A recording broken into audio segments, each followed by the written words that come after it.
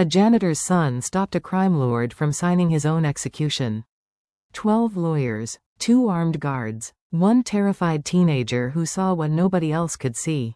What Isaiah Carter didn't know, saving Kong Min-jae's life would cost him everything he thought he knew about his father, his past, and the line between justice and survival. But I'm getting ahead of myself. Let me take you back to the moment the world tilted. Chicago, 47th floor. Downtown law firm, 11:47 at night. Rain hammered the floor-to-ceiling windows like it was trying to break through. Thunder rolled low and threatening. Inside the executive conference room, 12 men sat in the kind of silence that comes right before violence. At the head of the table sat Kong Min-jae. The name alone made people choose their next words very carefully. To the public, he was a quiet overseas investor. Logistics, real estate, boring money. To the people who actually knew, he was something else entirely. A Korean syndicate boss who'd survived 3 decades without ever being arrested, charged, or even officially named. Tonight, he was about to sign his way out. Or so he believed. The contract lay open in front of him. Thick, perfectly printed, color-coded tabs placed by attorneys who charged more per hour than most people made in a month. 1 signature. That's all it would take. Once this is signed, the lead attorney said carefully, your exposure in the US is resolved. Kong Min-jae lifted his pen. Mont Blanc. $1,500. Heavy enough to feel like power. The pen hovered 1 inch above the signature line. That's when a voice shattered the room. Young, sharp, panicked. Don't sign it. Every head snapped toward the doorway. 2 armed security men reached instinctively inside their jackets. Standing there, frozen halfway into the room, was a black teenage boy in a gray janitor's uniform.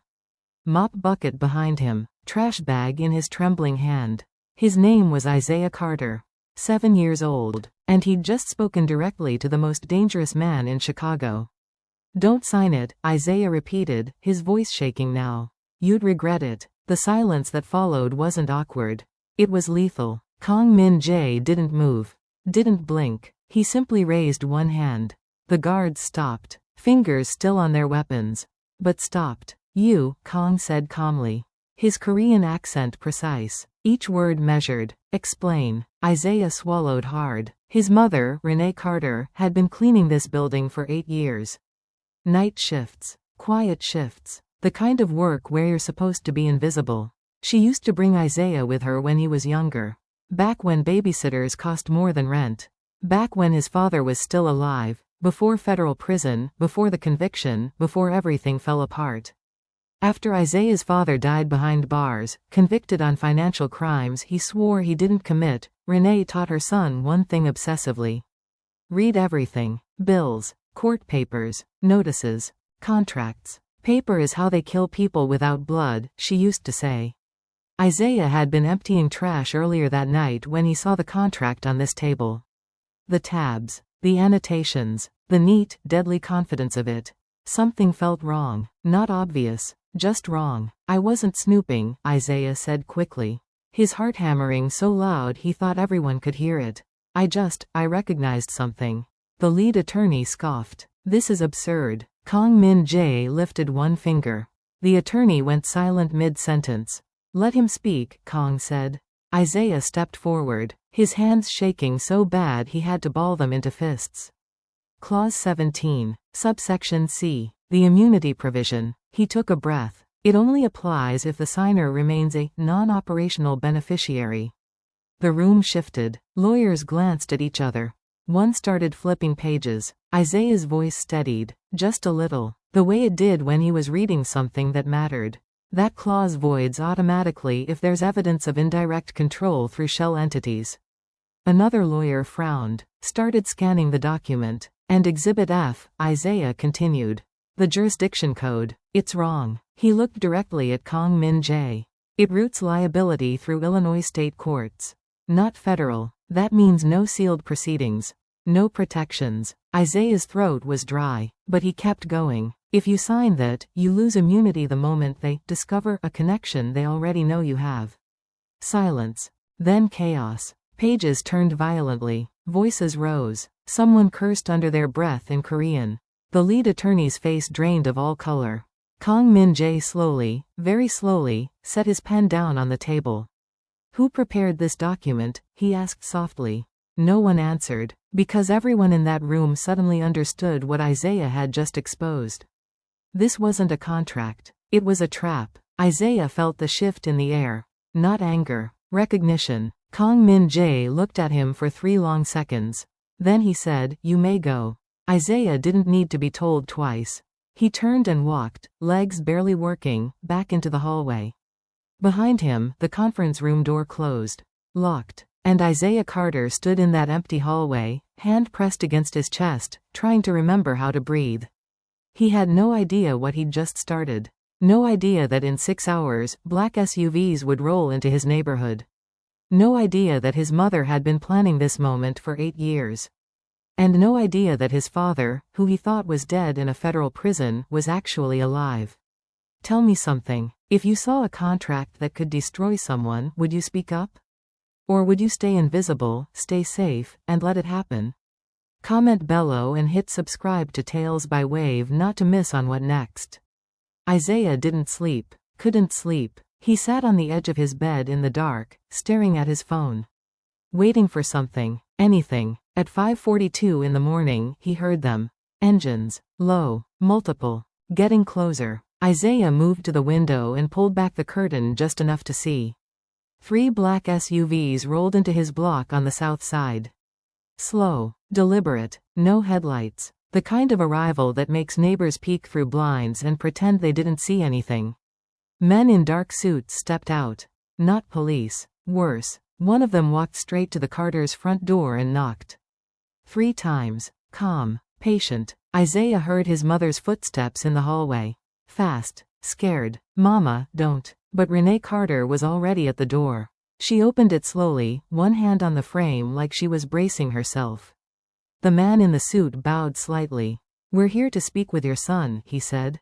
His voice polite. Too polite. "On behalf of Mr. Kong." Renee's jaw tightened. Isaiah stepped into the doorway before his mother could answer. "I didn't mean to cause trouble," he said. The man studied him, not threatening, just watching, like Isaiah was a puzzle he was trying to solve. "You didn't cause it," the man said finally. "You exposed it." Renee grabbed Isaiah's arm. "My son's not going anywhere." "Mrs. Carter," the man said carefully. "Mr. Kong would like to thank your son personally. We're not here to harm him. We're here to protect him." Protect him from what? The man's expression didn't change. From the people who prepared that contract. The words hit like cold water. Isaiah looked at his mother. She was afraid. He could see it in her eyes. But there was something else there too. Something that looked like she'd been expecting this. "It's okay, Mama," Isaiah said quietly. "Baby, no. I'll be fine." He didn't know if that was true. But he said it anyway. They were escorted, not forced, but not invited either, into one of the SUVs. Isaiah sat in the back seat, his mother beside him. The door closed with a heavy, final sound. Tinted windows, leather seats, the smell of expensive cologne and something sharper underneath it. Fear, maybe, or power. Hard to tell the difference.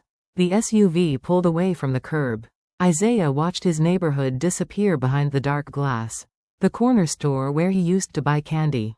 The basketball court with the bent rim. The house where his father used to live.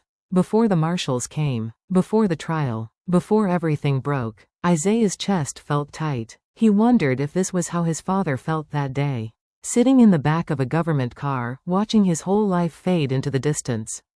The SUV turned onto Lake Shore Drive. Heading north. Toward the towers downtown. Toward money and power and people who made others disappear without anyone asking questions. Renee reached over and squeezed Isaiah's hand once. Their signal. The one they'd practiced since he was little. "I'm here. I've got you." Isaiah squeezed back. "I know." But neither of them knew what was waiting on the other side of this ride. And neither of them knew that in less than an hour, Isaiah would learn the truth about the contract, about the betrayal, and about the father he thought was dead. 30 minutes later, the SUV pulled into an underground garage. Concrete. Shadows. Security cameras everywhere. The man in the suit opened the door. "This way," he said. Isaiah and his mother stepped out. They were led to an elevator. No buttons inside. Just a keycard reader. The man swiped his card. The elevator climbed, and climbed, and climbed. When the doors finally opened, Isaiah's breath caught. Floor-to-ceiling windows. Lake Michigan stretching out like a dark mirror. Furniture that probably cost more than his mother made in a year. And standing at the window, hands clasped behind his back, was Kong Min-jae. He didn't turn around, just spoke. Calm, measured. The contract you stopped me from signing was designed to destroy me. Isaiah stood stiffly. 2 guards nearby, watching, not threatening, just there. Kong turned slowly. My consigliere worked with a rival syndicate. They needed me to sign willingly. To trap myself. His eyes locked on Isaiah. You saved my life. Isaiah's voice came out smaller than he wanted. I just read it, that's all. Kong studied him for a long moment. Your father, he said quietly. Leonard Carter. He was a forensic accountant. Isaiah froze. Every muscle in his body went rigid. Yes, Kong continued. He audited offshore structures for my organization. Years ago. Then suddenly, he was arrested. Evidence appeared. Confessions written. Kang's jaw tightened. I suspected betrayal then. I was wrong about who. Isaiah's chest burned. My dad said he was framed. Kang's voice dropped. He was. The word landed like a gunshot in an empty room. Isaiah felt the floor tilt under his feet. What? Your father was framed, Kong repeated. By the same people who tried to frame me last night. Renee made a sound. Small. Broken. Isaiah turned to look at his mother. She wasn't surprised. She already knew. Isaiah stared at his mother. You knew. It wasn't a question. Renee Carter stood in that expensive penthouse, surrounded by men who could make people disappear, and she didn't look afraid anymore. She looked ready. Yes, she said. I knew. Kong Min-jae's eyebrow lifted slightly. Mrs. Carter? Renee turned to face him directly. Met his eyes without flinching. I told my son to read that clause. The room went still. I used to draft regulatory language, Renee said quietly. Before I cleaned floors. Before I scrubbed toilets in the same offices where I used to practice law. Isaiah's breath caught. Mama, what? I worked at that firm, Renee continued. Her voice steady now, strong. As junior counsel, I discovered they were burying evidence. Manufacturing confessions. Destroying lives for clients who paid enough. She swallowed hard. I testified against them. Lost my career. My reputation. Got blacklisted from every firm in the state. Kong was listening now. Really listening. The same firm, Renee said, each word deliberate, that framed my husband. Silence. Then Kong exhaled slowly. So this was not coincidence. No, Renee replied. This was consequence. Isaiah felt like he was standing on ice that was cracking beneath him. You've been planning this? For 8 years, his mother said. She looked at him then. Eyes wet but voice firm. I took that janitor job to get inside. To document everything. To wait. Wait for what? For them to make a mistake big enough that someone would finally pay attention. She turned back to Kong. I knew you were coming. Knew they'd try to trap you the same way they trapped Leonard. So I trained Isaiah to spot exactly the kind of clauses they use. Kang's expression shifted. Not anger. Something closer to respect. You weaponized your son. I gave him the tools to survive their world, Renee shot back. Same world that killed his father. His father isn't dead, Kong said quietly. The words hung in the air like smoke. Isaiah's knees nearly buckled. What? Kong moved to a side table. Picked up a file folder. Opened it. Inside were documents. Photos. A death certificate dated 3 years ago. And beneath it, a federal witness protection placement form dated 2 months later. Your father, Leonard Carter, Kong said, is alive. He's been in witness protection for 3 years. Isaiah couldn't breathe. Couldn't think. The prison told us he died, he whispered. Heart attack. They sent us his things. They lied, Kong said. The U.S. Marshals faked his death to protect him. Protect him from who? Kang's jaw tightened. From the people he was testifying against. People in my organization. Isaiah's world was spinning. You knew this? You knew he was alive and you didn't tell us? I found out 2 weeks ago, Kong said. When I started investigating who was setting me up. He looked at Renee. Did you know? Renee's voice cracked for the first time. I suspected, but I couldn't confirm it. And if I tried to find him, I'd expose him. Isaiah sank into a chair. His hands were shaking. Where is he? Kong hesitated. Then his phone buzzed. He looked at the screen. His face went cold. Milwaukee, he said quietly. Your father is in Milwaukee. Then let's go get him. We can't. Kang's voice was flat, hard, because the people who just tried to destroy me now know where he is. He turned the phone around. On the screen was a photo. Leonard Carter, older, thinner, standing outside an apartment building. And in the corner of the photo, barely visible, was a red laser dot aimed at his chest. The message beneath the photo was in Korean. Kang translated, his voice tight with controlled rage.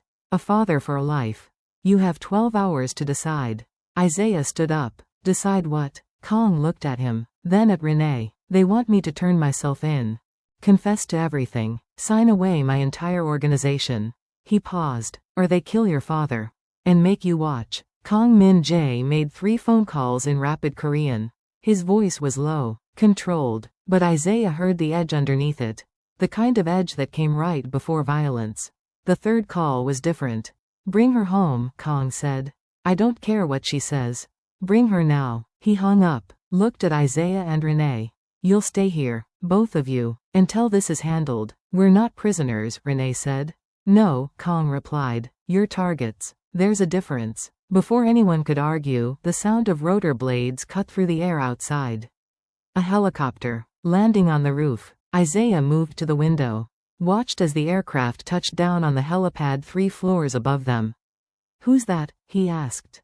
Kang's expression was unreadable. My daughter. Isaiah blinked. You have a daughter? Yes. Does she know about? Isaiah gestured vaguely at the room, the guards, everything, this? She knows enough to hate me for it. The elevator doors opened 5 minutes later. A young woman stepped out. 21, maybe. Korean features, sharp cheekbones, hair pulled back tight. She wore black jeans, a leather jacket, and an expression that could cut glass. She didn't look at the guards.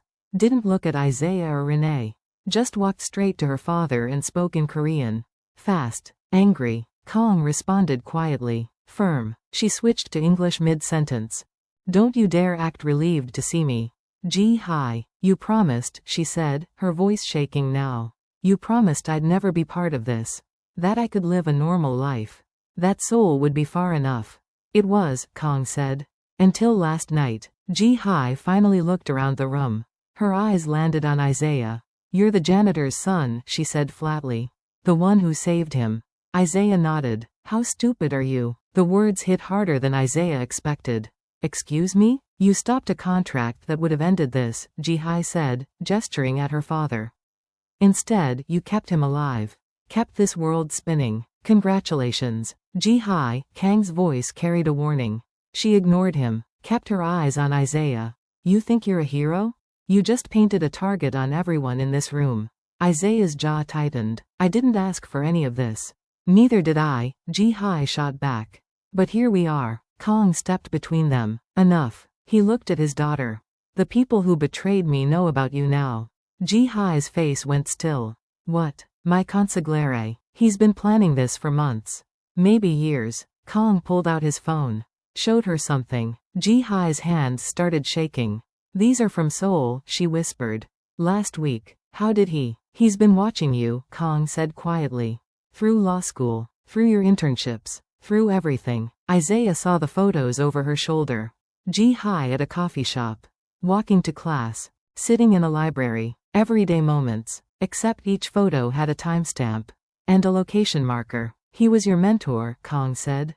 At the firm where you interned last summer. Ji-hi's face drained of color. No. He planned to marry you. Take over through you. Through my bloodline. She looked sick. I trusted him. I know. Ji-hi turned away. Pressed her palms against the window. Her breath fogged the glass. I left Korea to get away from you, she said. Came back to Seoul to forget this life existed. And I let you go, Kang replied. Because I wanted you safe. I was safe, Ji-hi said. Her voice breaking. Until you dragged me back into this. Isaiah watched her. Saw the way her shoulders were rigid. The way her hands were pressed flat against the glass like she was trying to hold herself together. He recognized that posture. He'd stood the same way 3 years ago. When the marshals told him his father was dead. It's not his fault, Isaiah said quietly. Ji-hi turned. What? Your father. He didn't choose this. Someone else did. Same as my dad. Same as all of us. Ji-hai stared at him. You don't know anything about my father. No, Isaiah agreed. But I know what it's like to hate someone for surviving when you wanted them to save you instead. The words landed. Ji-hai's expression shifted, just slightly. Then she looked at Kong. What do they want? Me, he said simply. My surrender. My confession. Everything. Or? Kong hesitated. Or they kill the boy's father, he said. And come for you next. Ji-hai was quiet for a long moment. Then she pulled off her jacket. Sat down on the couch. Looked at Isaiah. You said your dad's alive? In Milwaukee. Witness protection. And they found him. Yes. Ji-hai leaned back. Closed her eyes. Then we go get him. Kang's voice was sharp. Absolutely not. You don't get to tell me what to do anymore, Ji-hai said. Eyes still closed. I stopped being your daughter the day I left for Seoul. Ji-hai. I know where your consigliere is, she said. The room went silent. She opened her eyes. Looked at her father. I've been tracking him since I was 16. Kong stared at her. Why? Because he's the one who told my mother the truth about you. He wanted me to hate you.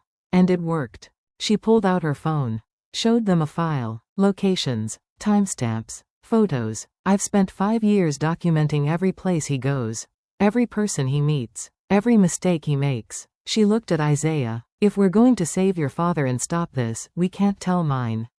Isaiah glanced at Kong. Then back at Ji-hai. Why would you help me? Because I'm tired of men like him deciding who lives and who dies, Ji-hai said. And because if we do this right, maybe we both get our fathers back. She stood. So, are you coming or not? They left at dawn. Isaiah and Ji-hai slipped out of the penthouse while Kong was on a call with his security team. Ji-hai had disabled the cameras 12 minutes earlier. Loop footage. Old hacker trick she'd learned in Seoul. You've done this before, Isaiah said as they stepped into the service elevator. Twice, Ji-hai replied. Once to disappear. Once to come back. They took a stolen SUV from the underground garage. Black. Bulletproof windows. Keys left in the ignition by a guard who'd been paid to look the other way. He'll know we're gone in 20 minutes, Isaiah said. Then we'd better be fast. Ji-hai drove 90 miles per hour up I-94 toward Milwaukee. Isaiah watched the city blur past. Why are you really doing this? I told you. No, Isaiah interrupted. The real reason. Ji-hai's hands tightened on the wheel. You wouldn't understand. Try me. She was quiet for a long time. Then. My father chose his world over my mother. Over me. Every single time. Her voice was flat. Empty. When I was 7, men with guns came to our house. My mother grabbed me and ran. We lived in motels for 3 months. Fake names. Cash only. Isaiah didn't speak. Just listened. My father found us eventually. Told my mother she could leave. But I had to stay. Ji-hai's jaw clenched. My mother chose me. Took me to Seoul. Raised me alone. And my father let us go because keeping me close meant keeping me in danger. She glanced at Isaiah. So when his consigliere told me the truth about what my father really did, I believed him. Because it was easier to hate someone I barely knew than to miss him. Isaiah understood that, more than she knew. My dad used to take me to work with him, he said quietly. Before everything, he'd show me spreadsheets and teach me how to find patterns in numbers. He stared out the window. Then one day, Marshall showed up. Put him in handcuffs in front of me. And he looked at me and said, remember what I taught you. Read everything. Isaiah's throat was tight. 3 years later, they said he was dead. And I believed them. Because it was easier than hoping he'd come back. Ji-hai nodded slowly. We're both really good at believing lies, aren't we? Yeah, Isaiah said. We are. Milwaukee appeared on the horizon an hour later. Ji-hai pulled into a gas station 3 blocks from Leonard's last known location. Used the bathroom. Came back with her hair down, glasses on, different jacket. You look different, Isaiah said. That's the point. She handed him a baseball cap and hoodie. Put these on. Cameras are everywhere. They approached Leonard's apartment building on foot. Brick. 4 stories. The kind of place where nobody asked questions and nobody remembered faces. Isaiah's heart was pounding. His father was in there. Alive. After 3 years of grief and anger and emptiness, his father was 30 feet away. Which apartment? Isaiah whispered. Ji-hai checked her phone. 2C. Second floor. They climbed the stairs slowly. Quietly. The hallway smelled like old carpet and cooking grease. Isaiah stopped in front of 2C. Raised his hand to knock. The door opened before he touched it. A man stood there, older than Isaiah remembered, thinner, gray in his hair that hadn't been there before. But the eyes were the same. Leonard Carter stared at his son. Isaiah? Isaiah couldn't speak, couldn't breathe. Leonard reached out, touched his face like he was checking if he was real. My God, Leonard whispered. My God, you're... Isaiah threw his arms around his father and held on. Leonard held him back, tight, like he was afraid Isaiah would disappear. How did you find me? Leonard asked, his voice breaking. Long story, Isaiah managed. Ji-hai cleared her throat. We need to move. They know you're here. Leonard pulled back, looked at her. Who's they? The people who framed you, Ji-hai said. The same ones trying to kill Isaiah's new friend. Leonard's face went hard. Kong Min-jae. You know him? I testified against him, Leonard said. Gave the feds everything. His operations. His accounts. All of it. Isaiah's stomach dropped. You betrayed him? I thought I was exposing him, Leonard said. But the evidence I gave them, it was designed to implicate me, not him. He looked at Isaiah. The consigliere. He fed me the information. Made me think I was building a case against Kong. Instead, I built a case against myself. Why? Isaiah asked. To remove me. I knew too much about the offshore structures. About how they really moved money. Leonard grabbed a bag from the closet. Already packed. Like he'd been expecting this. The marshals faked my death to protect me while I tried to undo what I'd done. I've been sending evidence to someone I trust for 3 years. Who? Ji-hai asked. Leonard looked at Isaiah. Your mother. Isaiah's world tilted. Mama knew? Not at first. But 6 months ago, I found a way to contact her. Anonymously. Started sending files. He zipped the bag. Every piece of evidence she collected at that law firm? I told her where to look. The window shattered. Glass exploded inward. A dart hit Leonard in the neck. He dropped. Isaiah lunged for him. Dad. Another dart. This one caught Isaiah in the shoulder. His vision blurred. Ji-hai spun toward the door. Too late. It burst open. Men in tactical gear flooded in. Isaiah's legs gave out. He hit the floor hard. Through the fog, he saw a face he recognized from Ji-hai's photos.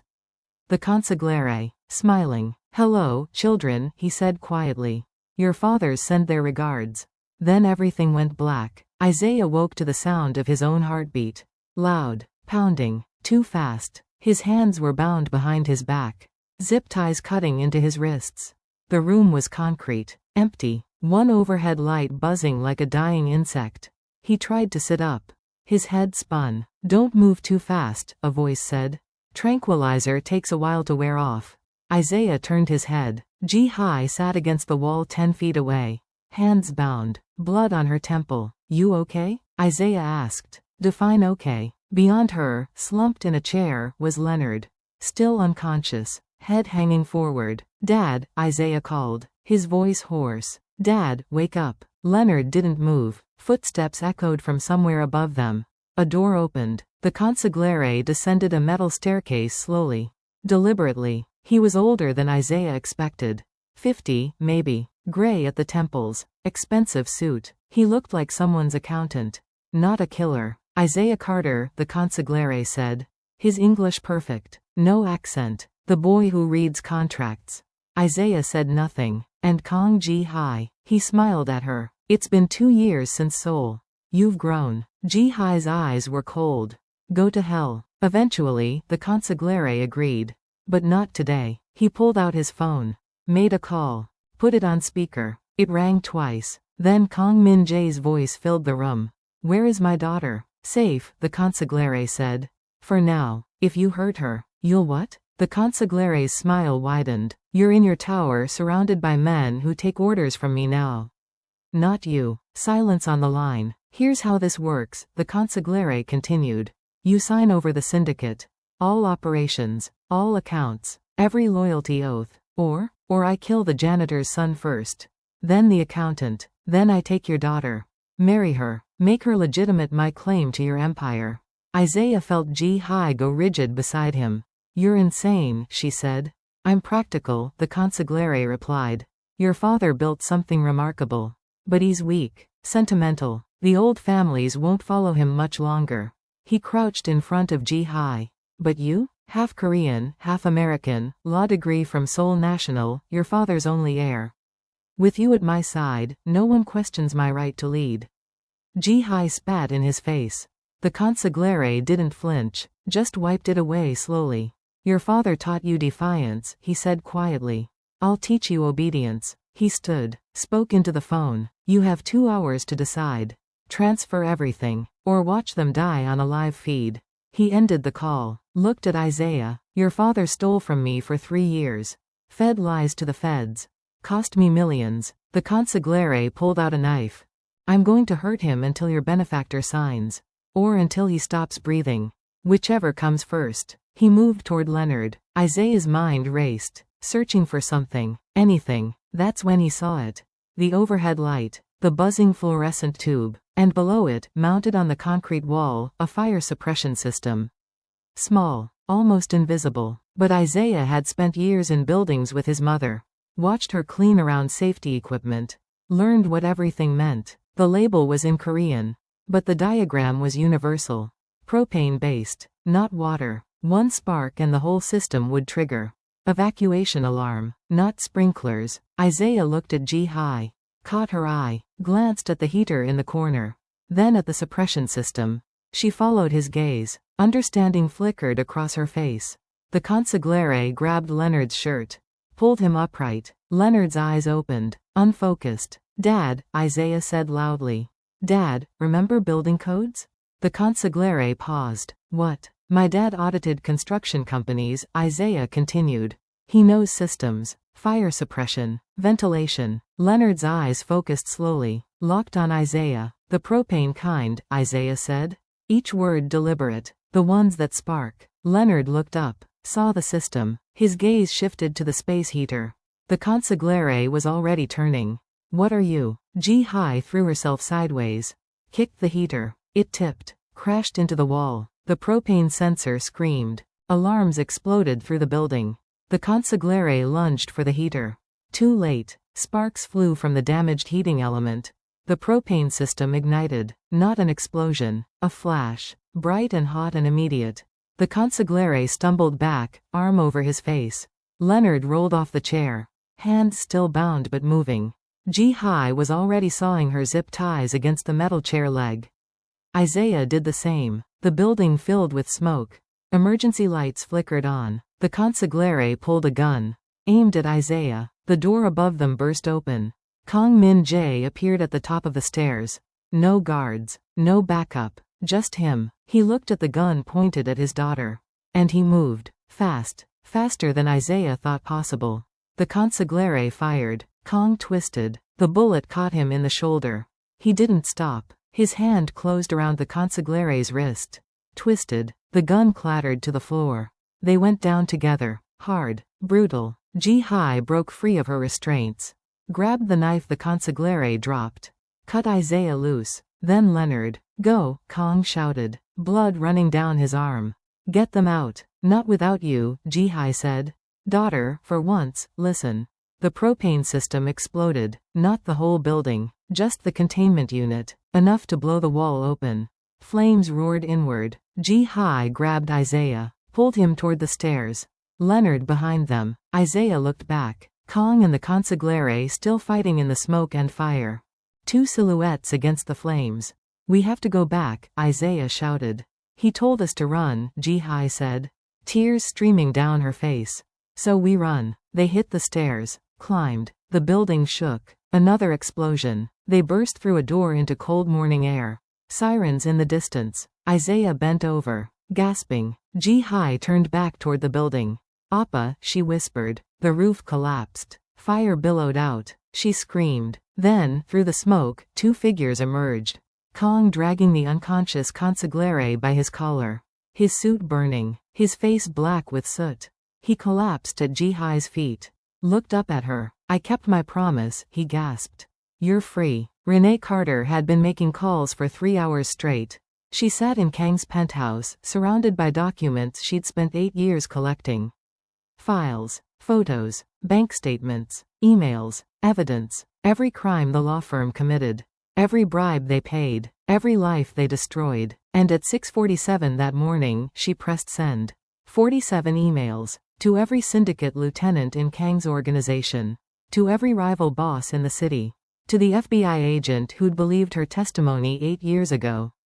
To 7 major news outlets. Subject line: the truth about your money. Attached: proof that the consigliere had been stealing from everyone. From Kang. From his rivals. From the very people who trusted him. $40 million. Gone. Moved through shell companies only Renee could trace. Her phone started ringing 30 seconds after she hit send. She ignored it. Let them see. Let them know. Let the whole corrupt system burn. At the warehouse, paramedics swarmed. Kang refused a stretcher. Sat on the curb while they bandaged his shoulder and treated his burns. The consigliere was unconscious, handcuffed to a gurney. 3rd-degree burns across his back. He'd live. Unfortunately, Leonard sat beside Isaiah, arm around his son. They hadn't let go of each other since climbing out of that building. 3 years, Leonard said quietly. 3 years I couldn't hold you. You're here now, Isaiah replied. His voice thick. That's what matters. Ji-hai stood apart from them, arms wrapped around herself, staring at her father. Kang looked back at her. They didn't speak. Didn't need to. Some conversations happened in silence. A black sedan pulled up. Not an SUV. Just a regular car. The door opened. Renee stepped out. She walked straight to Leonard. He stood slowly. They looked at each other. 8 years of separation. 3 years of lies. All of it hanging between them like smoke. You could have told me, Renee said. Her voice breaking. I couldn't risk it, Leonard replied. If you knew I was alive, they'd use you to find me. So you let me grieve. Let Isaiah think you were dead. I know. Renee hit him. Hard. Across the face. Leonard took it. Didn't move. I hate you, she said. I know. And I still love you. I know that too. She kissed him then. Desperate. Angry. 3 years of pain in one moment. When they broke apart, both were crying. Isaiah looked away. Gave them that moment. His phone buzzed. Unknown number. He answered. Hello? Mr. Carter. The voice was official. Federal. This is Agent Sarah Vance. FBI. We need to talk about the files your mother just sent us. Isaiah's stomach dropped. What about them? They're going to bring down 3 crime families. 1 law firm. And at least 14 people in the justice system. Agent Vance paused. We're going to need testimony. From all of you. Isaiah looked at his father. At Kang. At Ji-hai. What happens to the people who testify? Depends on what they've done, Vance said. And what they're willing to give us. Isaiah walked over to Kang. Held out the phone. It's the FBI. Kang stared at it for a long moment. Then he took it. Agent Vance, he said calmly. Kang Min Jae, I assume you have questions. Many, Vance replied. Starting with why I should believe anything you say. Because I'm about to give you something no one else can. Which is, the truth about who actually ordered that contract. And it wasn't me. Ji-hai's head snapped up. What? Kang looked at his daughter. The contract Isaiah stopped me from signing? I didn't commission it. The law firm did. He spoke into the phone. They needed me trapped, silenced. So they created false evidence, paid off my consigliere, and convinced him he could take over my organization. You're saying you were framed? Vance sounded skeptical. I'm saying the boy standing next to me has proof. Digital signatures, metadata, original unaltered documents. Isaiah's breath caught. What? Kang gestured to the SUV they'd arrived in. Check the glove compartment. Ji-hai ran to the vehicle. Pulled out a flash drive. What is this? She asked. Everything your friend needs to prove the law firm created that contract. Not me. Kang's voice was steady. I'm guilty of many things, Agent Vance. But not the crime you think. And I'm willing to give you the names of everyone who is. In exchange for? Immunity for the Carter family. All 3 of them. Protected identities. New lives. And you? Kang looked at Ji-hai. Really looked at her. I'll take whatever sentence keeps my daughter safe from my past. Ji-hai's eyes filled with tears. Appa, no. Ji-hai. His voice was soft. Softer than Isaiah had ever heard it. I gave you nothing but fear. Let me give you freedom. Agent Vance was quiet for a long moment. I'll need to verify the evidence. But if it's legitimate, we can negotiate. The boy will bring it to you, Kong said. Along with testimony from Leonard Carter about how the consigliere framed him. He looked at Leonard. You wanted to undo what you'd done. This is your chance. Leonard nodded slowly. Kong handed the phone back to Isaiah. Agent Vance wants to meet you. Today. Bring the drive. Bring your father. He paused. Bring proof that paper can save lives. Not just destroy them. Isaiah took the phone. I'll be there. He ended the call. Looked at the flash drive in Ji-Hai's hand. How long have you had this? She asked her father. 2 weeks, Kong replied. Since I realized someone was setting me up. And you didn't tell me. I was protecting you. By lying? By preparing. Kong stood slowly, wincing. I knew this day would come. When I'd have to choose between my empire and my daughter. He touched her face. I choose you. I've always chosen you, even when it didn't feel like it. Sirens grew louder. Multiple agencies converging. They're coming, Leonard said. Kong nodded. Let them. He looked at Isaiah. You saved my life twice now. Once with words. Once with fire. I didn't do it for you, Isaiah said honestly. I know. You did it for your father. For Ji-Hai. For the people who couldn't save themselves. Kang's expression was unreadable. That makes you dangerous, Isaiah Carter. More dangerous than any of us. Why? Because you actually believe in justice. The FBI field office was a fortress of glass and steel. Isaiah walked through the metal detectors with the flash drive in his pocket and his father at his side. Agent Sarah Vance met them in a conference room on the 9th floor. 45 years old, gray suit, sharp eyes that missed nothing. Mr. Carter, she said, shaking Leonard's hand. It's been 3 years. You kept me alive, Leonard replied. I owe you that. You earned it by testifying. Vance turned to Isaiah. And you must be the son who reads everything. Isaiah nodded. Show me what you have. He handed her the flash drive. Vance plugged it into a laptop. Her fingers moved fast across the keyboard. Files opened. Her expression changed. This is the original contract, she said slowly. Before it was altered. Compare the metadata, Isaiah said. To the version I stopped Kong from signing. Vance pulled up both documents side by side. Timestamps. Digital signatures. IP addresses. The alterations were made at the law firm, she breathed. Not by Kang's people. They created the trap, Leonard added. Then approached the consigliere. Told him they could hand him Kang's empire if he played along. Vance leaned back. So Kong Min-jae was the target. Not the architect. Yes. But he's still guilty of, she gestured vaguely. Everything else. Financial crimes, Isaiah said. Money laundering. Racketeering. But not this. Not the contract. Vance was quiet for a long time. Then she closed the laptop. The law firm partners are fleeing the country in 3 hours. Private airstrip in Evanston. Isaiah blinked. How do you know? Because I've been watching them since your mother sent those files this morning. She smiled thinly. 47 emails. All with evidence I've been trying to gather for 8 years. What happens now? Leonard asked. Now? Vance stood. We move. Fast. She made a call. Spoke rapidly. Hung up. Tactical team is mobilizing. We'll have the partners in custody within the hour. She looked at Isaiah. And you're going to testify. Against the firm. Against the consigliere. Against everyone who destroyed your family. What about Kong? Isaiah asked. Vance's expression was unreadable. He's offering full cooperation. Names. Operations. Bank accounts. Everything. In exchange for what? Reduced sentence. 7 years federal prison. Eligible for parole in 4. Isaiah felt something twist in his chest. That's it? After everything he's done? His cooperation will dismantle organized crime networks across 3 states, Vance said.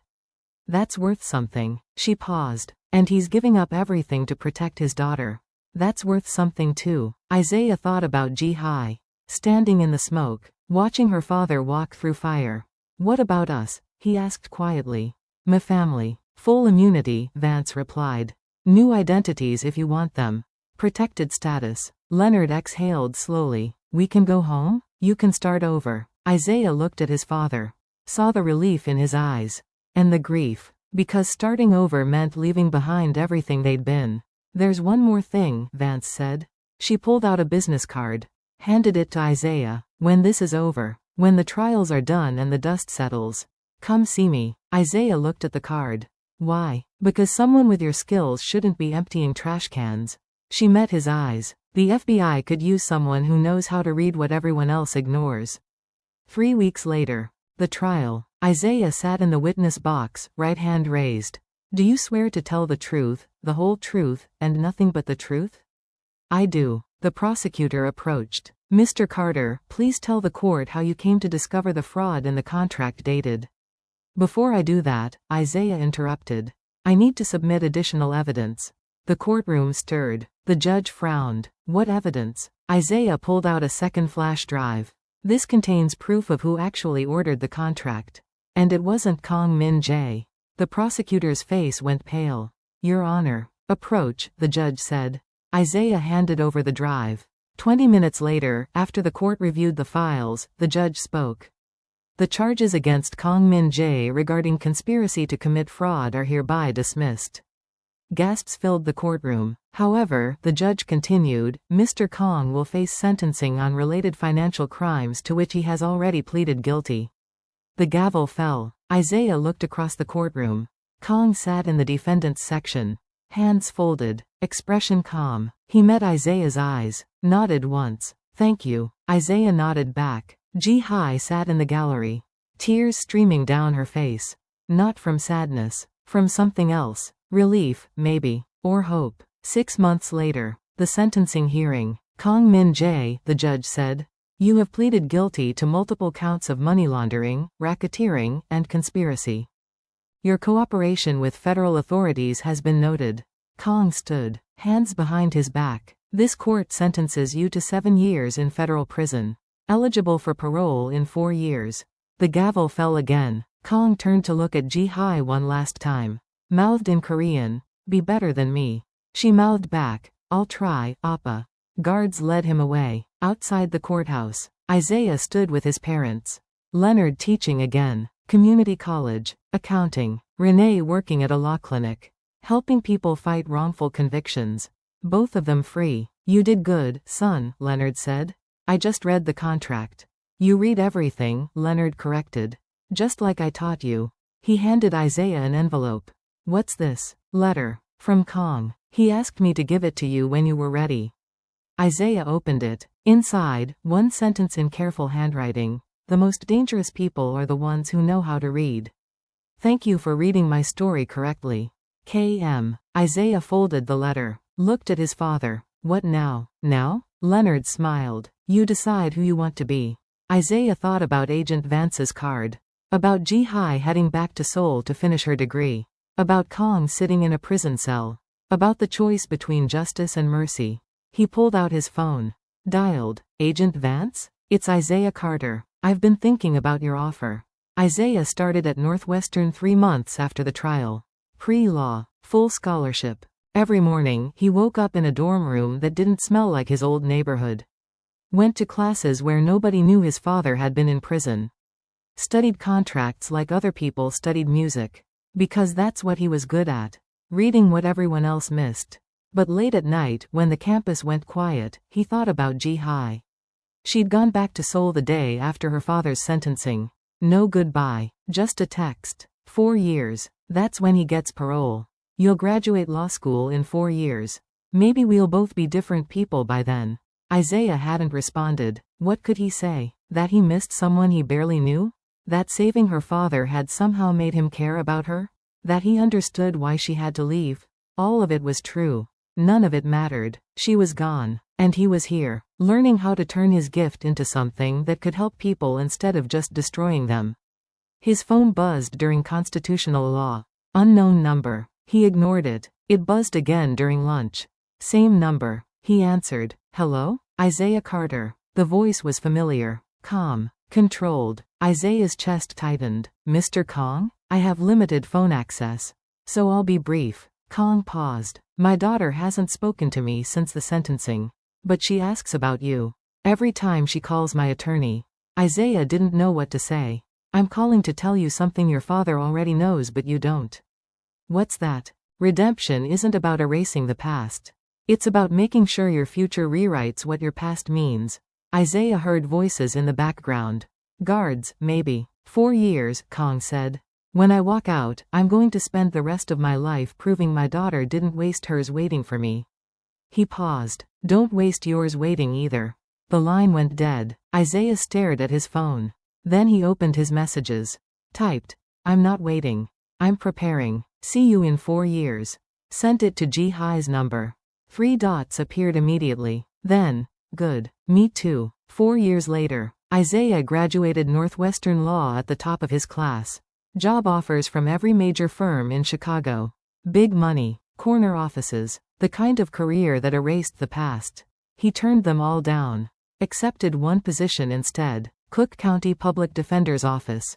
His father asked him why. Isaiah said, because someone has to read the contracts they use to bury people like us. That same day, Kong Min-jae walked out of federal prison. 4 years. Good behavior. Full parole. Ji-Hai was waiting outside the gates. She'd finished her law degree in Seoul. Passed the bar in 2 countries. Now she worked for an international human rights organization. Defending people who couldn't defend themselves. They didn't speak at first. Just stood there. Then Kong said in Korean, you became everything I couldn't. Ji-Hai replied, I became everything you taught me not to be.